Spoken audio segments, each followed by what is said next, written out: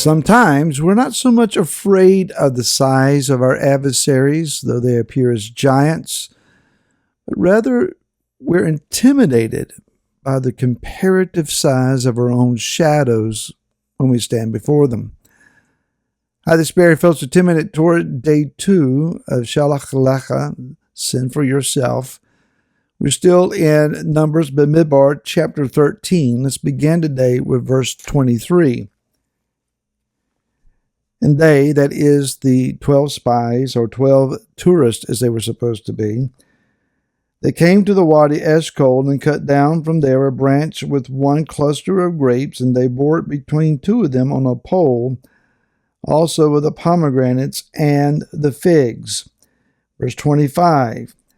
They returned from spying out the land after 40 days, and they went and came to Moshe and to Aaron, all the congregation of the children of Israel, in the wilderness of Paran at Kadesh. They brought back word to them and to all the congregation, showed them the fruit of the land. They reported to him and said, We went to the land where you sent us, and truly it flows with milk and honey, and this is its fruit. But, no. But the people who dwell in the land are strong, the cities are walled, very great, and we saw the descendants of Anak there too. The Amalekites dwell in the land of the south, and the Hittites, and the Jebusites, and the Amorites dwell in the mountains, and the Canaanites dwell by the sea and along the banks of the Jordan. In verse 31, the men who had gone up with him said, We are not able to go up against the people, for they're stronger than we are. Well, what did you expect? That you were going to run into this land of diminutive-sized people who were afraid of their own shadows and who would turn and run at the very thought of you? Our adversary is not going to go away because we holler in our most anointed voice, boo. It's just not going to happen. Someone asked a question many years ago during the days of study about spiritual warfare. What do you do when you rebuke a demon and it doesn't get rebuked? Well, it's not the name that you're using. If you are casting out a demon in Messiah's name, the authority of the name is there. But do you actually know the one to whom you are quoting and acting in behalf of?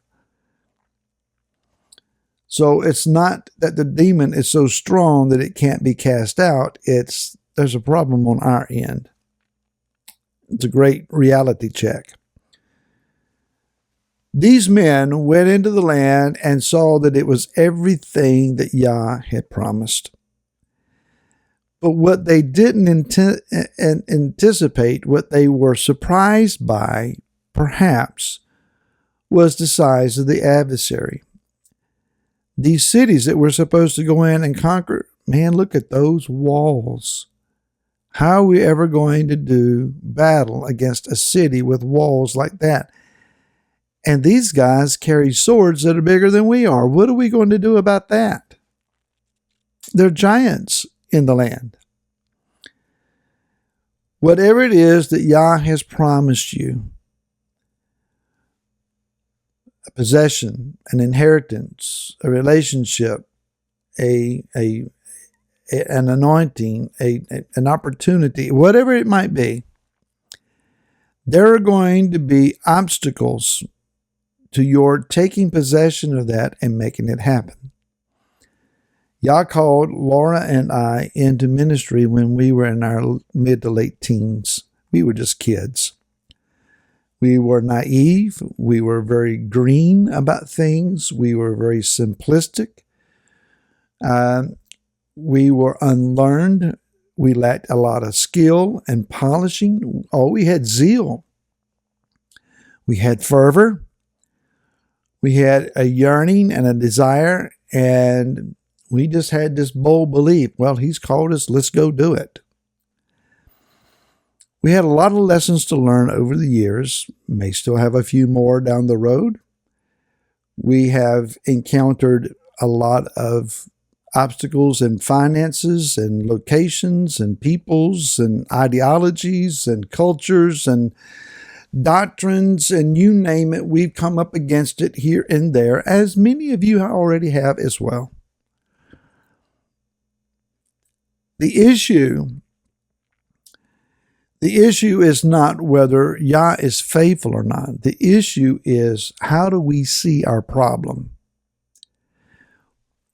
How do we see the obstacles that are before us?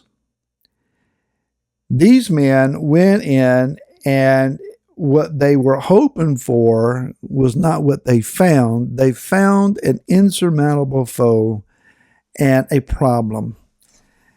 But anytime Yah has called anyone throughout the scriptures and the stories of the heroes that he has used, he has always allowed the problems to present themselves. David was anointed to go to the throne of Israel. There was a problem. The Philistines were part of that problem. King Shaul was a part of that problem. They chased him like a fugitive and a vagabond throughout the wilderness and tried to kill him on multiple occasions. David was his own problem at times. Shemot, King Solomon, was anointed and called to come to the throne, and he said, I'm just a kid. I don't even know how to go in and out of a room. Oh, he learned. Yah showed him. And it was a spectacle to behold, as the Queen of Sheba.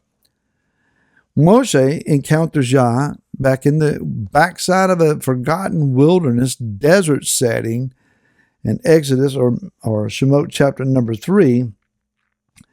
And Yah says to him in verse 10, Now come, I'm sending you to Pharaoh to bring my people, the children of Israel, out of Mitzrayim. Moshe said to Elohim, Who am I that I should go to Pharaoh and that I should bring the children of Israel out of Mitzrayim? And Yahweh said, Because I am with you. Now there is more information. There's signs, and he says, This is my name, and this is how you're to speak to the people, etc. But the one thing that Yah said resolved the problem. He says, Because I am with you. Now, in all of the schooling and learning that Laura and I have gone through over the years, the one thing that we can testify about is Yah has been with us. We've always had food on our table. It wasn't always what we would have preferred, but we had food on our table. And we had a choice of what clothes to wear. And when we had to go somewhere, Yah provided the money for us to get from point A to point B, by whatever means of transportation. And when one place was done, he was with us when we went to the next place.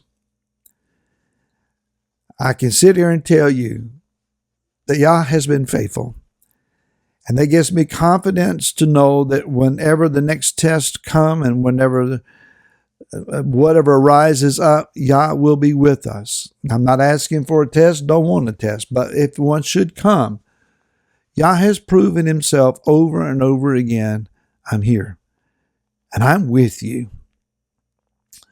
It's not always a tangible feeling. It's not always goosebumps on the arm. There are times where we look to the heavens still and say, Where are you? I need you desperately. But he knows when and how to reveal himself. Whatever test you may be going through, whatever heartache has robbed your joy, whatever physical dilemma has sapped your strength and left you wondering, is this it? Am I out of here? Finances are beyond explanation and you don't know how it's going to work out. Look around. So my wife says, get your praise on. It's time to worship. It's time to declare who he is. And the bigger you make Yah, and I know this sounds like just casual preaching, but it's the truth. The bigger you make Yah, the less intimidating your problems and issues are.